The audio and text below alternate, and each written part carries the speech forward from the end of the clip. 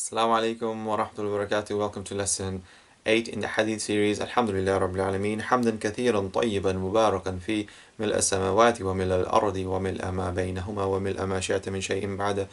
Allahumma salli ala Sayyidina Muhammad wa ala alihi wa sahbihi barak wa sallam. Amma ba'd. Continuing in the Hadith As-Sahih al-Bukhari by Imam Bukhari rahimahullah, who continues to say Bisnadina al-Muttasili and my shaykhna jazamullah khair al-Imam Bukhari fi sahihi annahu qal. So we continue in Bab al-Ghusl, chapter of ghusl, the purificatory bath, before I go on to Bab al-Tayammum, the earth ablution. And so I continue. Bab Araqul Junub wa anna al-Muslim la yanjus. So this is about a person who is in a major state of major ritual impurity, and this is the sweat of a person. So does the sweat of a person make somebody impure? And then if they are in a state of janaba, they have that major ritual impurity and they have that sweat. If you touch then somebody else, do they suddenly become impure? So the answer is no, as it comes in this hadith. One Muslim la yanjus, and a Muslim, he does not make anybody else impure. So one who يقال حدثنا علي بن عبد الله قال حدثنا يحيى قال حدثنا حميد قال حدثنا بكر عن أبي رافع عن أبي هريرة رضي الله عنه أن النبي صلى الله عليه وسلم لقيه في بعض طرق المدينة. So this is narrated by Abu Hurairah رضي الله عنه, who says he met the Prophet صلى الله عليه وسلم in one of the parts of Medina, and وهو جنوب, and he was in a state of major ritual impurity. He had janaba. فَانْخَنَسْتُ مِنْهُ, so he slipped away without the permission of the Prophet ﷺ. He quietly slipped away from the Prophet ﷺ's company. فَذَهَبَ فَاقْتَسَلَ, so he said I slipped away, and then he goes فَذَهَبَ فَاقْتَسَلَ, so then I slipped away and he washed, and he went and he washed. So using first person, changing to third person, changing to first person, like to move from first person to third person form, that he's referring to himself in the he. So this is a way the Arabs, in their usage of the Arabic language, as it comes in this hadith. And ثُمَّ جَاءَ فَقَالَ, so he slipped away, and this is now because that belief that a person who is in a state of janaba and he touches somebody else, the sweat, like it's like that's making somebody else impure. So he's felt like the Prophet ﷺ, if he was to touch him in that gathering, he would become impure. So he would be the cause of the Prophet ﷺ becoming impure. So that was kind of like the thought. So the Prophet ﷺ, he realized he was missing, and I said, أين كنت يا أبا هريرة? Where were you, Abu Hurairah? Where did you go? قال كنت جنوبا, I was in a state of major ritual impurity. فكرهت أن أجالسك وأنا على غير طهارة. So I dislike that I would be sitting in your company and in a state of major ritual impurity, that I'm not in a state of purity. فقال, so the Prophet ﷺ said, Subhan Allah, inna al-Muslima la yanjus. That Subhan Allah, that verily a Muslim does not make impure. So a Muslim or a non-Muslim, they're not impure. There is an ayah in the Quran that says, inna al-mushrikuna najas, that indeed the idolaters are impure, are filth. But that is not to mean them on terms of body, in terms of person. It is specifically meaning in terms of, in the meaningful way, that they are in their beliefs, they are impure, and the filthy, that they associate partners with Allah, they don't believe in Allah. So that is what is not right. But a Muslim, when they're in a state of janaba and they sweat, they touch somebody else, there's no that impurity has now transferred over to another person. So Ali radiallahu anhu, Abdullah ibn Umar radiallahu anhuma, and many other Sahabas, they would never leave the house if they were in a state of janaba. They wouldn't eat, they wouldn't drink. Now that isn't to say that they didn't understand this hadith, but it was that they were performing the afdal, the more better thing. So it is permissible to be out there on the streets when you're in a state of janaba. However, it would be forbidden if you were in a state that in that state of janaba and prayer time is approaching. So how would you pray? So you need to have a bath first, a ghusl. So this is the practice of the Sahabas, that they wouldn't leave the houses as well if they were in a state of janaba. So it's like, the best is you stay of janaba, come out of that janaba, be in a pure state, perform the ghusl so you can lift that major ritual impurity that one is in. So that's the first hadith, and then moving on to the next bab, which is of tayammum. Bismillah ar-Rahman ar-Rahim. Kitab tayammum, bab قول الله تعالى. So the Imam Bukhari starts with فَلَمْ تَجِدُوا مَاءً أعوذ بالله من الشيطان الرجيم فَلَمْ تَجِدُوا مَاءً فَتَيَمَّمُوا صَعِيدًا طَيِّبًا فَامْسَحُوا بِوُجُوهِكُمْ وَأَيْدِيكُمْ مِنْهُ. So when you don't find water, فَتَيَمَّمُوا, so perform tayammum, dry ablution. So tayammum is from to yammama ila shay, is to intend. So in the lugha, the language, it means to intend something. Here what we're intending is pure earth, that earth to use to perform by striking our face, striking our hands with this earth. It's a substitute for ghusl and wudu. So in the Sharia, in the according to the ulama, they defined tayammum as إيصال الماء إلى وجه واليدين من إيصال التراب إلى الوجه واليدين من أي مكان بنية مخصوصة. So this is to transfer earth onto your face, onto your hands, from any earth that obviously is pure and is good, with a specific intention that you're performing tayammum, which is a substitute for wudu or ghusl. So wudu and ghusl need water, and now if you don't have enough water, so there can be that, yes, you really seriously don't have water. So that's one in the hissi sense, that's in the in terms of sense, you don't really have water in front of you in the physical, tangible sense. Otherwise, in the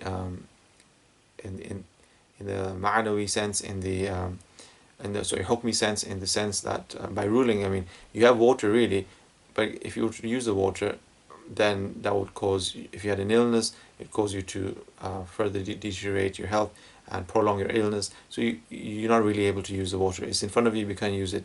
Or you perform tayammum when, or you need it for other things that you need for drinking, you need it for cooking, or you need to feed animals that are considered, the ones that you can give to.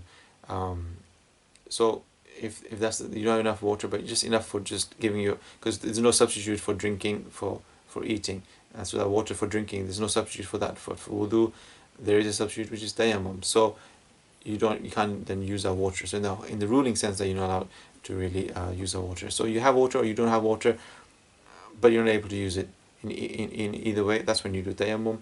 And so the way you do that, as it says, فَامْسَحُوا بِوُجُوهِكُمْ وَأَيْدِيكُمْ مِنْ, that you strike the earth. So it's because it is minhu in the end, it's like it has to, whatever you strike has to kind of come out from it. It has to be separated.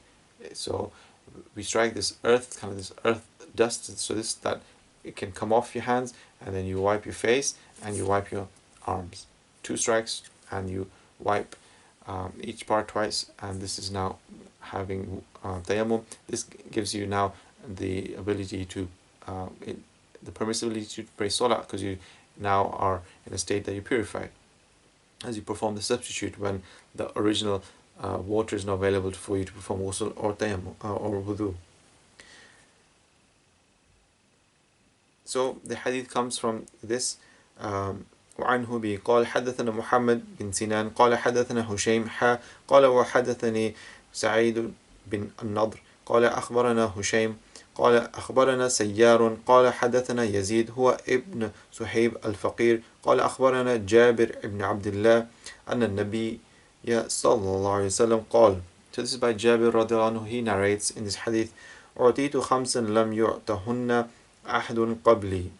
So I have been given 5 things that no previous prophet was given. So when it says ahadun qabli, person before me, the person is referring to not just normal people, but this is the league of prophets, that men who were that the rank of prophets above just ordinary men. So no other prophets before were given. And this is Nusirtu bil-ru'bi masirata shahr. So that tayammum part comes in the next number 2, but this number 1 is the first thing he was given from 5. Now 5 is not something that's restricted to. This does not also prevent that there's, because there was many things given to the Prophet, some not given to any of the people or prophets before him. So this 5 is not a restriction of that. There is indeed more that was given to the Prophet than others. Nusirtu bil-ru'bi, so I was helped by Allah subhanahu helped him by putting fear in his enemies' hearts, and this is even a distance from a Masirat al-Shahr, a distance of a month away, a month by camel speed walking. That even as far as that they would fear the Prophet sallallahu alaihi wasallam. So this was given to the Prophet sallallahu alaihi wasallam, a camel speed. So this is like the distance of Makkah to Sham, Sham being modern day Syria, Jordan. That's how long it would take for a camel to go in 1 month. So from that distance, and then you can see in Battle of Tabuk, the Romans, they feared the Prophet ﷺ, and before they didn't have any issues with Arabs. They were just tribes here and there spread out, and never under one banner, never under one leader. But when they started gathering under the Prophet ﷺ, they became strong. The Romans were starting to prepare an army. The Prophet ﷺ sent an army, and the Romans just fled. They were just scared. So I mean, the non-Muslim armies throughout history, they never wanted to encounter the Muslims. They knew there would be no victory in that close combat. Muslims, there's no one superior.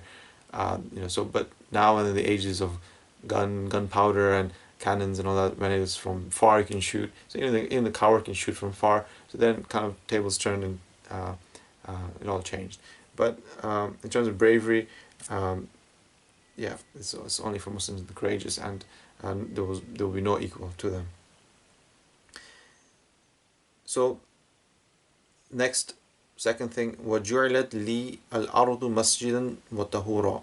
So for me, the earth was made a pure and a place of prayer. So all the earth is pure for performing tayammum. You can strike your hands on any of the earth, and then the dust comes off, and then from that you can perform tayammum. And a place of prayer, so you can pray anywhere. As long as the place is clean, it's tahir, you're able to pray in that place. Main things to avoid is the camel pen. You do not pray in a camel pen, because a camel can crush you as well. In terms of sheep pen, yes, you can. The Prophet has given permission for that. You do not pray on a grave or towards a grave. And any place that's the public baths, where people all they show their nakedness, toilets. So you won't pray in these kind of places. Any impure places, you do not pray in there. Otherwise, the whole earth, apart from these exceptions, the whole earth is made pure for the Prophet ﷺ and his people. So this is something that was given, not to given to previous nations as well. That we have this facilitation for us. This is a substitute for wudu, and also if you cannot have water is such an essential requirement even for worship, then you're able to perform this substitute, which is tayammum. فَأَيُّمَا رَجُلٍ مِنْ أُمَّتِي أَدْرَكَتْهُ الصَّلَاةِ فَلْيُصَلِّي وَحِلَّتْ, and then that's the next one. So any person who is able to, prayer time comes and you're not able to, like I said, you have water, but you can't use that water because of illness or any other reasons, that's permissible. Or you do not actually have water. So you go in your neighbors in the vicinity. So there's different areas where you would have to go to see if there's any water before you're able to perform tayammum. That can be seen in the fiqh section. When I come to tayammum soon, inshallah, in the fiqh videos. But here, so then the next number 4, وَأُحِلَّتْ لِي الْمَغَانِمِ. So the spoils of war, the booty of war, was given as permissible for the Prophet. It was all halal, not for any previous prophets before. وَلَمْ تَحِلَّ لِأَحَدٍ قَبْلِي. It was not made permissible for anybody before me. وَأُعْطِيتُ الشَّفَاعَةَ. So that was number 2. This is number 3. وَأُعْطِيتُ الشَّفَاعَةَ. So this is number 3. This is number 4. وَأُعْطِيتُ الشَّفَاعَةَ. And I was being given the great intercession. So there's many intercessions we have kind of shared with the Prophet ﷺ. A mu'min can be interceding on behalf of another mu'min. Angels intercede on behalf of us. The Hufad, they can take 10 who are destined for the fire out into the gardens of paradise. So we all kind of share in that, but the great intercession only for the Prophet ﷺ. When that day that all the people will go to each Prophet, to Adam alayhi salam, to Nuh alayhi salam, Musa alayhi salam, Ibrahim alayhi salam, Isa alayhi salam, they all say, Lastu laha, it's not for me, don't come to me, I can't give this, intercede on behalf of you unto Allah. So then the Prophet ﷺ, when they all finally reached him, he would say, Ana laha, that it is for me. So it is for him that great shafa'a. And his shafa'a is also moving people from the fire into the gardens of paradise, and another type in the gardens, raising them, interceding and raising them even more higher in rank as well. And also on behalf of those who perform major sins, to other Prophet will intercede on their behalf as well. And then finally the last one, وَكَانَ النَّبِيُّ يُبْعَثُ إِلَى قَوْمِهِ خَاصَّةً وَبُعِثْتُ إِلَى النَّاسِ عَامَّةً. And the Prophet was sent to a specific, the previous prophets were sent to specific people, but the Prophet was sent to the whole of mankind. As it comes in Surah Al-Takwir, إِنْ هُوَ إِلَّا ذِكْرٌ لِلْعَالَمِينَ, that the Prophet, that indeed this Quran is a reminder for the whole of the universe. So this is revealed in Surah Takwir, which is quite early on in the Makkah stages, right, in the early days. So this is to show that right from the beginning, the Quran was for the whole of mankind. The Prophet ﷺ was the bringer of the Quran and the bringer of this guidance, and he was sent for the whole of mankind. It comes in many ayahs as well. Previous nations, the Ad, Hud al-Islam, Prophet Hud went straight directly to the Ad people, Prophet Saleh to the Thamud people, Prophet Lut to Qawm Lut, the people of Lut. Everyone is to specific people. The Prophet ﷺ, he was sent to the whole of mankind for every generation, every time. And this is the final messenger that Allah SWT sent to us. And that's it. وصلى الله سيدنا محمد وعلى آله وصحبه وبارك وسلم.